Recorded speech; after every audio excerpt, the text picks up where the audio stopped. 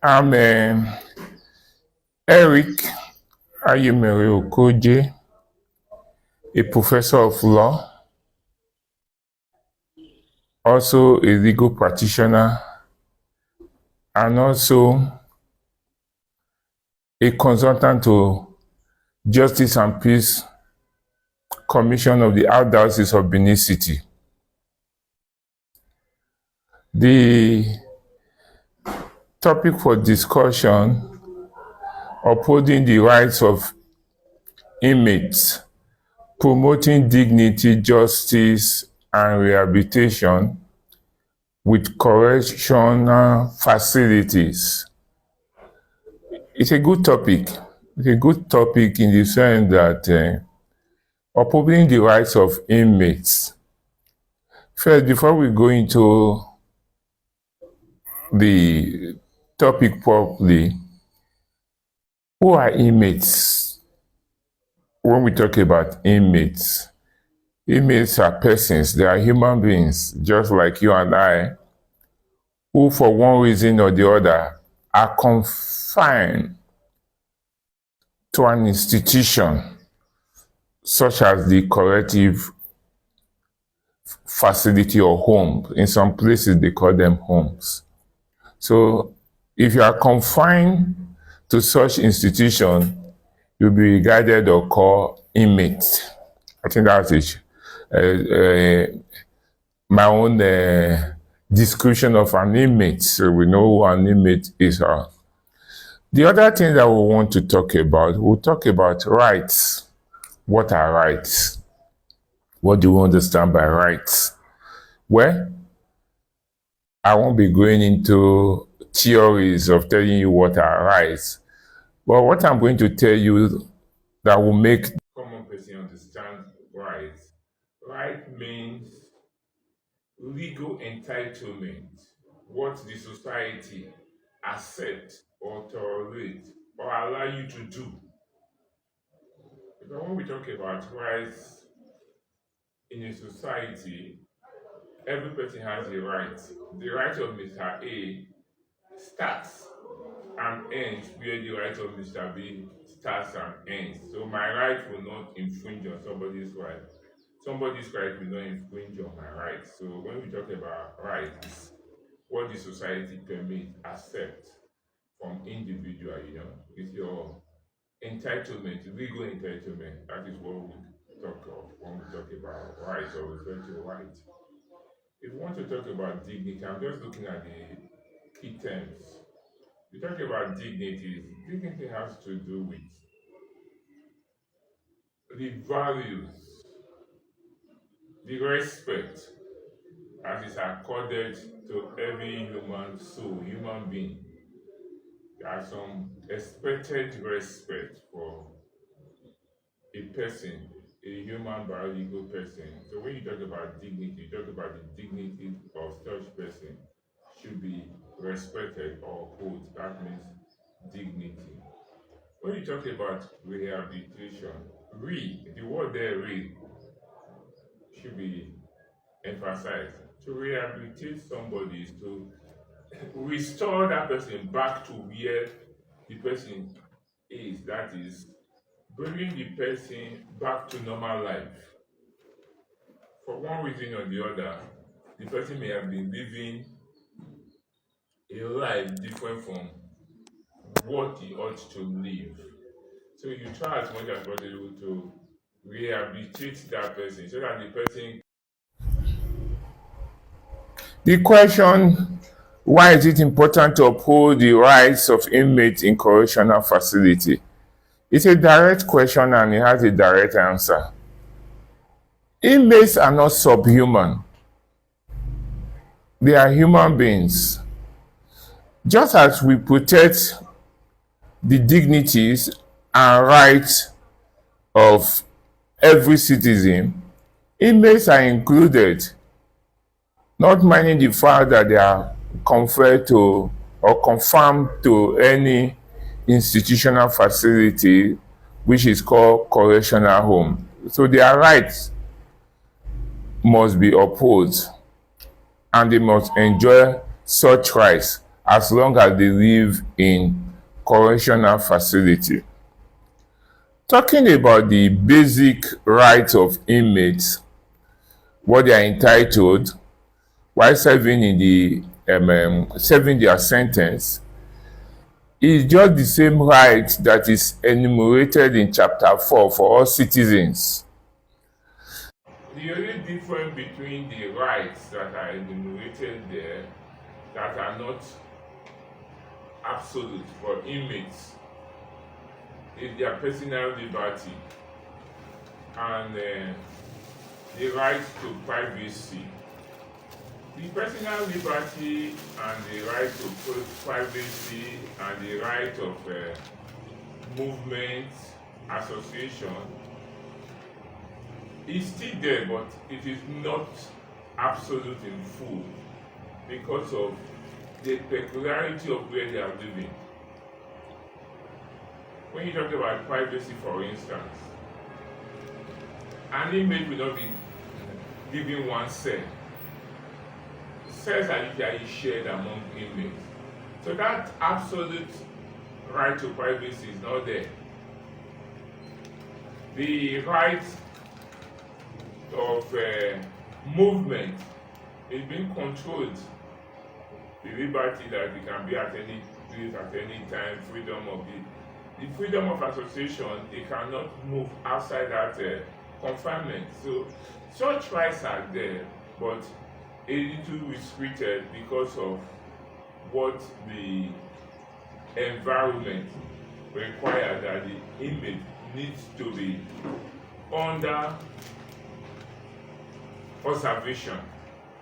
So because of the observation that these rights are a bit unique, but everyone has right to live, because you cannot take the, when I mean right to live, it's just for the purpose of explanation. There's nothing like the right to live, but we know what we are talking about.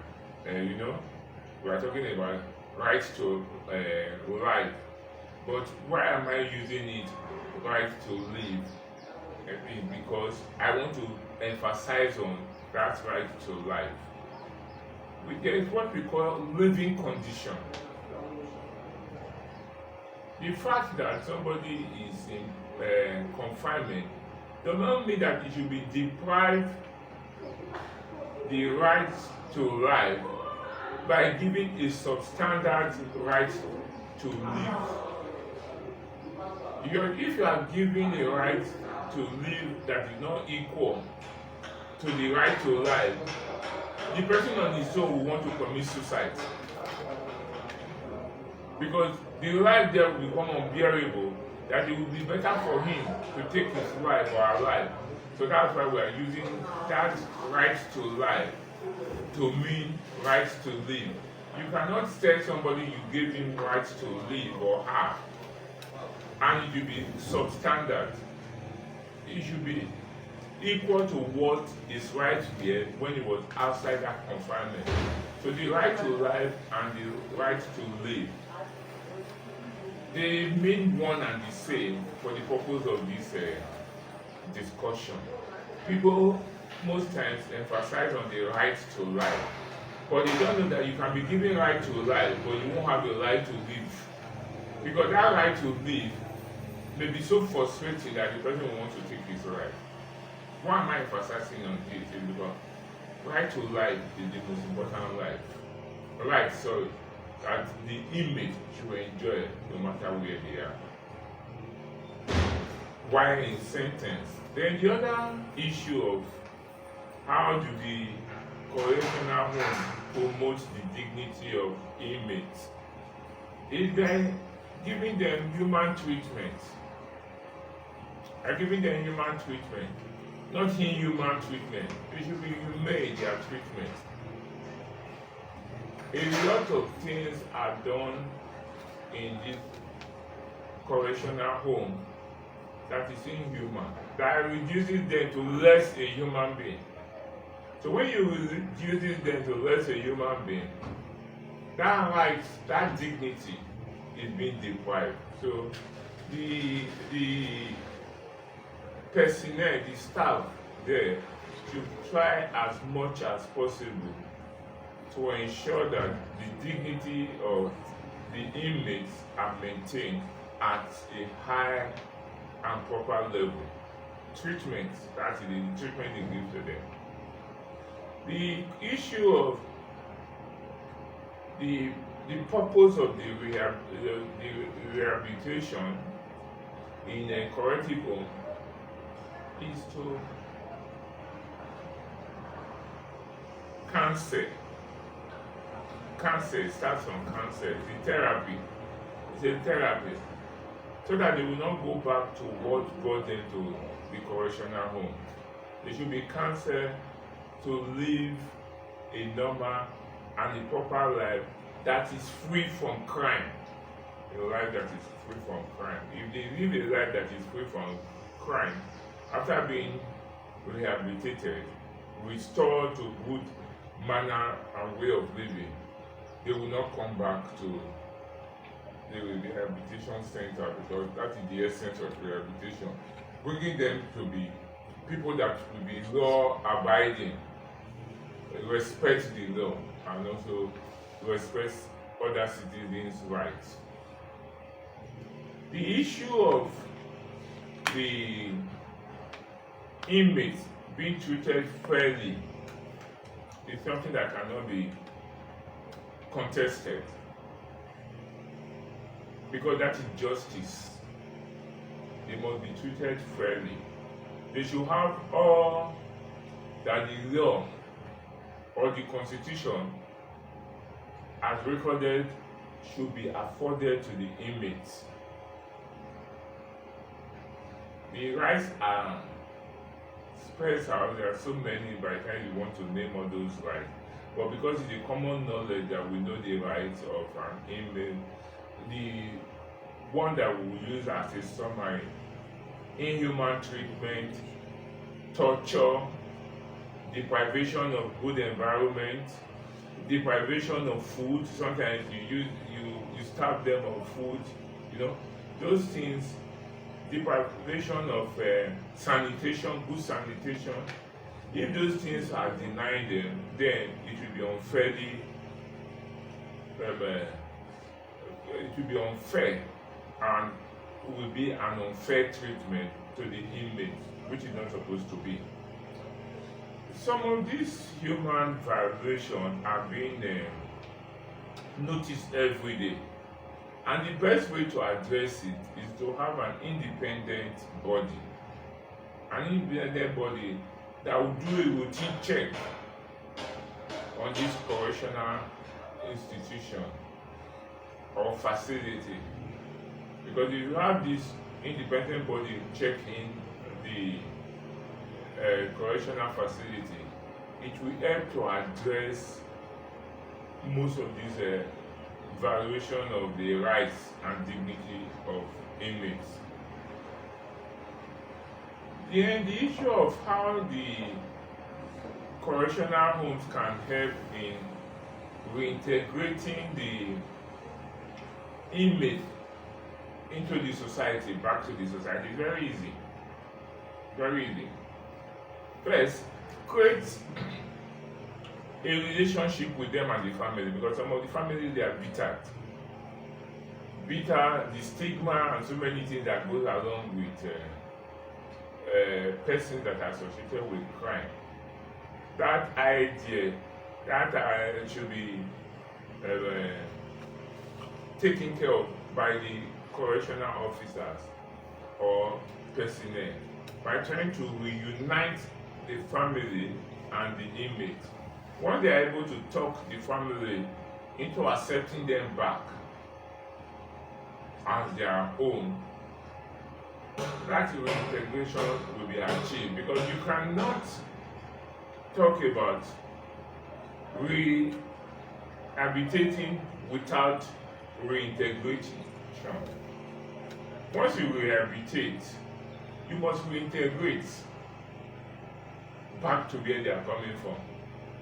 And that is the problem we have in our society. In our society today, most of these inmates do not have community or family support. Once they have community or family support, you see them avoiding what took them to the recreational home, and also turning a new leaf. So that is something that we must try as much as possible to do.